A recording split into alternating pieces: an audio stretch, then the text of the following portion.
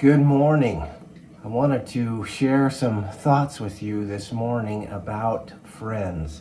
And the best way to tell you about it is to share a story with you. When I was in my older teenage years, I had a date with a young lady set up. In fact, as I recall, this was call them a computer date back in the day, which meant through high school you would put in your preferences, whatever they were, and your information, and then they would put the information in a computer program, and then it would match you with someone from another school, and it would be basically a computer-generated blind date. I was set up or scheduled to go on this date, and our family had one car. We had one vehicle. And my mom had the car, and she knew I had this date, and she'd agreed. She says, no, I'll be home in time for you to get it. Well, I had been out earlier that day, or in the afternoon, before the time I should be going to pick up my date. I was with a friend of mine.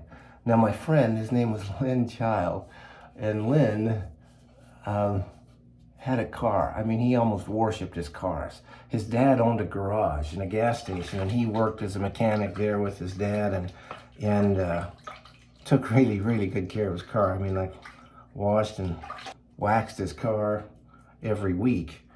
Kept it really clean.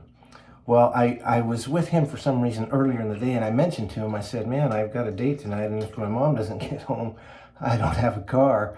And without hesitation, Lynn said, if you need to, call me. And, and I thought, well, okay, I figured mom would get home, I wouldn't worry about it. But at that time for me to leave to go pick up my date was coming, and mom didn't come home, and eventually I got thinking, I bet she forgot. Now, this is in pre-cell phone days. I know that's hard for you to comprehend, but we didn't have cell phones. And when Lynn said, call me, that's on the house phone. I mean, you got a phone in your house and you call his house and hope he's there. Well, I got on the phone and I called Lynn's house, and Lynn was there, and he said, you bet, I'll come over. And he drove over in his nice red Chevy that was clean and polished, and had me take him back to his house, drop him off, and I took his car on the date that night. The point of this one is, if you want to have good friends, you need to be a good friend. And I say that because that is one of the steps on the map to manhood. On learning and developing relationships, start with your friends.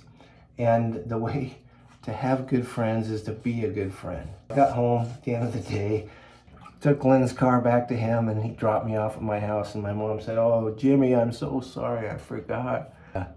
Fortunately, Lynn gave me a plan B.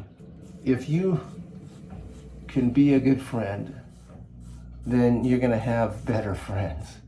Now, there's also wisdom in choosing your friends wisely. Your friends are going to be a much bigger influence on you than you realize. This is true in adulthood too. The people you spend your time with are a huge influence on you, and you don't even realize it. So choose your friends and your associates wisely, but don't forget to be a good friend. I hope that story gives you a little food for thought today. And always remember, you can still succeed even if your dad's not in your daily life. And you can choose to be a good dad even if you didn't have one. And one thing that I think will help you is downloading the Map to Manhood. So go to maptomanhood.org, download a copy of it, and start doing the activities that are listed on these paths.